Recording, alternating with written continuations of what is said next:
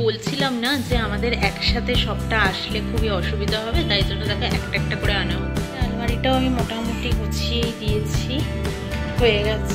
বিকেল 4:40, আমি 1টার সময় খাওয়া দাওয়া করে শুতে গেছি। আমাকে দেখলেই বোঝা যাবে যে আমি রান্নাঘরটাতে অভ্যস্ত ছিলাম।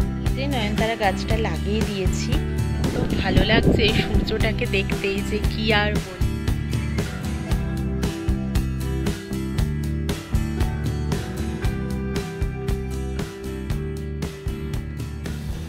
Good morning, welcome back to our channel. আশা করি তোমরা প্রত্যেকে ভালো আছো, আমরাও ঠিক আছি। নতুন একটা ব্লগের সাথে হাজির হলাম তোমাদের কাছে। এখন বাজে সকাল 8:30। আমি প্রথমে উঠলাম ঘুম থেকে একবার 5টায়, তারপর উঠলাম 7টায়, আর এখন ফাইনালি যখন উঠেছি তখন বাজে 8:01। উঠে একটু ফ্রেশ হলাম, তারপরে এলাম তোমাদের কাছে। আজকে একটু একটু রোদের আভাস দেখা যাচ্ছে। ভোরবেলাটা প্রচণ্ড হাওয়া বৃষ্টি এরকম চলছিল আর কি। আজকেই লাস্ট বৃষ্টি বোধহয়, কালকে থেকে আর হবে না বৃষ্টিটা। আর এই দেখো, এই নয়নতারা গাছটাকে আমি ভিজিয়ে রেখে দিয়েছিলাম জলে। এইটাকে রবিবার দিন যখন অনুরূপাদের বাড়িতে গেছিলাম, তখন এটা রাস্তার পাশ থেকে তুলে নিয়ে এসেছিলাম দেখে আমি চারা গাছটাকে। তো এটাকে আজকে লাগাবো। এবার রবিবার তুলে এনেছিলাম, কিন্তু আমার আর মনে নেই, বোনেটের সামনেটাতে রেখেছিলাম, ভুলে গেছি ওপরে আনতে। সোমবার দিন সারাদিন চলে গেছে। সোমবার দিন, হ্যাঁ, কালকে দুপুরবেলা গিয়ে তারপরে আমি গাছটাকে বোনের থেকে নিয়েছি। দেখছি শুকিয়ে জরাজীর্ণ অবস্থা। তো আমাকে শিকড়টা ঠিক ছিল, তাই প্রমিয়ার আমি বললাম যে তাহলে জলে চোয়ালে নিশ্চয়ই ঠিক হয়ে যাবে। ও আমাকে বললো হ্যাঁ। তা একদম তরতাজা হয়ে গেছে, একদিন পুরো জলে ছিল। এইবার ওকে নিয়ে গিয়ে আমি লাগিয়ে দেবো। একটা টব আমার ফাঁকাও রয়েছে, দেখি হয় কিনা। নয়নতারা ফুলগুলোকে দেখতে মানে যে কালারই হোক না কেন, পাতি তো হচ্ছে ওই বেগুনি বেগুনি একটু হয়, হালকা বেগুনি টাইপের ওই রকম। আর সব থেকে ভালো লাগে বেশ একটা ম্যাজেন্টা কালারের মধ্যে একটা হোয়াইট কালারের হয়, ওগুলো বেশি ভালো লাগে দেখতে। তবে হলেই হলো, ঠাকুরের পায়ে একটা দুটো তো দেওয়া যাবে, এই আর কি। তো যাই, এবার গিয়ে বসাই তাহলে, তারপরে গাছ ফাছে জল দিই, ব্যালকনিটাকে একটু ধুয়ে দিই জল ঢেলে।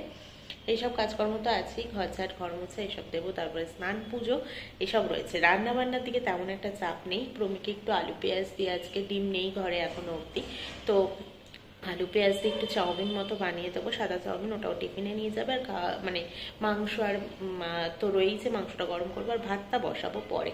এখন তো সবে 8:30টাই বাজে, ও তো বেরোবে 12টার দিকে। তো ওই জন্য, হ্যাঁ, 12:30টার দিকে বেরোবে, 1:30টায় অফিস, হ্যাঁ 12:30টার দিকে বেরোবে। তো চলো এবার গিয়ে গাছটা লাগিয়ে নিই। এই যে নয়নতারা গাছটা লাগিয়ে দিয়েছি, তো জলও ঢেলে আমি ভালো করে ধুয়ে দিয়েছি, কারণ মাটি খুললে তো একটুখানি তো জল পড়বেই। আর রোদ উঠলে না, প্রথম থেকেই ব্যালকনিটাতে বেশ রোদ আসে, মানে একদম সকাল থেকেই আসে। আর একদম রোদ যাওয়া অবধি পরে রোদ, কিন্তু রোদই তো উঠছে না সেভাবে। যেটুকু উঠছে তখন দেখতে পাচ্ছি হ্যাঁ রোদটাও আসছে।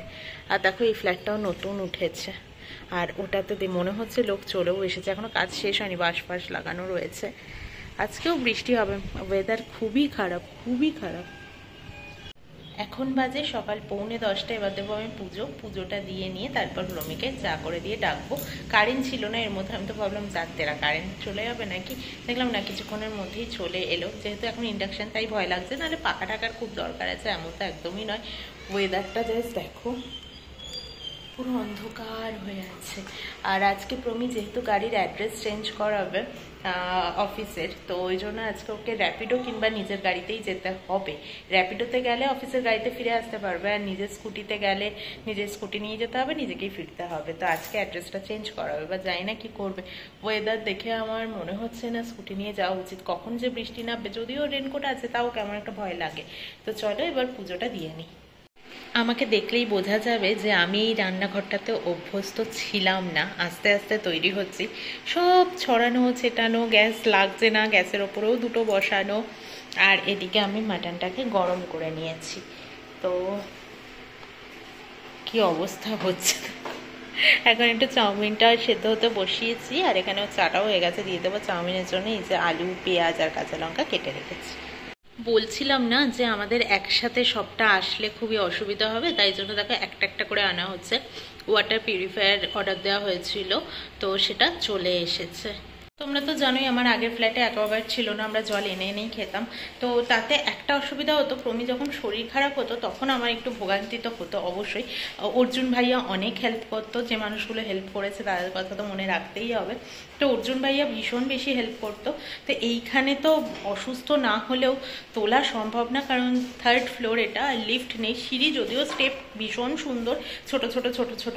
আমাদের খালি হাতে উঠতে বা বাজার করে এসে উঠতে সেটা অসুবিধা হচ্ছে না, কিন্তু এইরকম জলের ব্যারেল 20 লিটারের এইসব নিয়ে তো ওঠাটা আমাদের পক্ষে সম্ভব নয় না, কারণ আমাদের তো হ্যাবিট নেই ওই রকম। যাদের হ্যাবিট আছে, মানে যারা প্রসেসটা জানে কিভাবে কিভাবে সুবিধা হয়, তাদের কাছে সুবিধা হয়।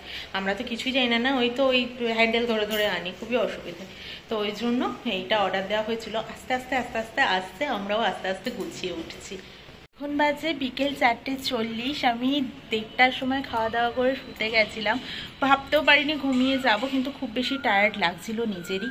তো তারপরে যখন 3:40 নাগাদ প্রমি ফোন করলো, প্রমি না স্কুটি নিয়ে গেছে, কারণ ও যখন বেরোচ্ছে তখন এরকম রোদ রোদ উঠেছিল, একটু রোদে জিল্লা দিচ্ছিল মেঘ কেটে গিয়ে, তাই জন্য ও নিয়ে গেল স্কুটি। আর তারপরে ও যাওয়ার পর ও অফিস পৌঁছালো, ফোন করলো, আমি খাওয়া দাওয়া করলাম, করে গিয়ে 1:30টায় শুতে যখন গেলাম তখন ফোনই দেখছিলাম, কখন ঘুমিয়ে গেছি 1:30টার দিকে। তো তারপরে মানে ও ফোন করলো 3:40, আমি ওর ফোনেই ঘুমটা ভাঙলো। বলছে কি করছো? আমি যে ঘুমিয়ে গেছিলাম, কিন্তু এতক্ষণ ঘুমিয়ে গেছিলাম আমি ভাবতেও পারছি না।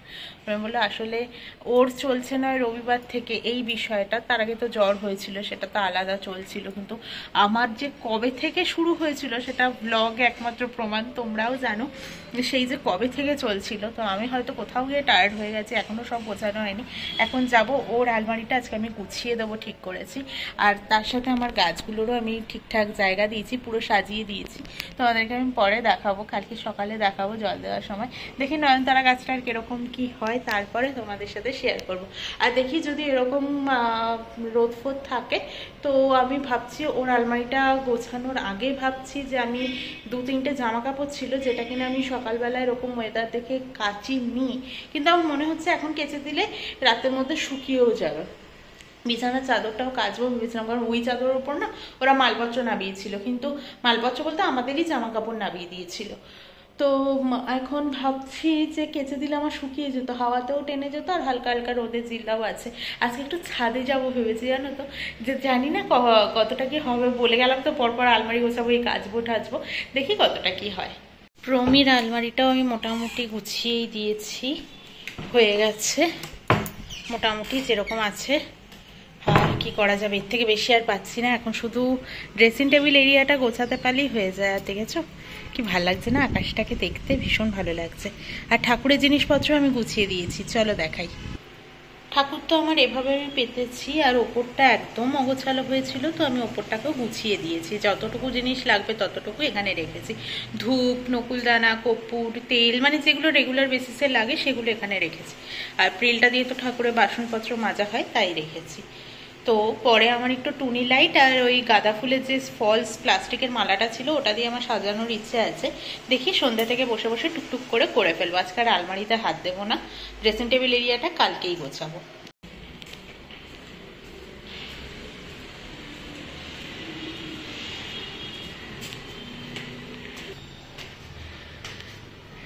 আমি যেদিন ফ্ল্যাটটা দেখতে এসেছিলাম সেই দিন ছাদে এসেছিলাম, আবারও আজকে।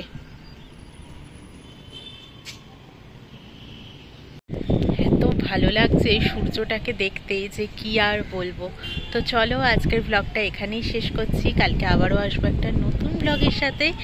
আর ব্লগগুলো দেখতে কেমন লাগছে তোমরা কিন্তু অবশ্যই জানিও। আজকের মতো টাটা। নতুন বন্ধু হয়ে থাকলে অবশ্যই সাবস্ক্রাইব করে পাশে থেকো, লাইক শেয়ার কমেন্ট করতেও ভুলো না।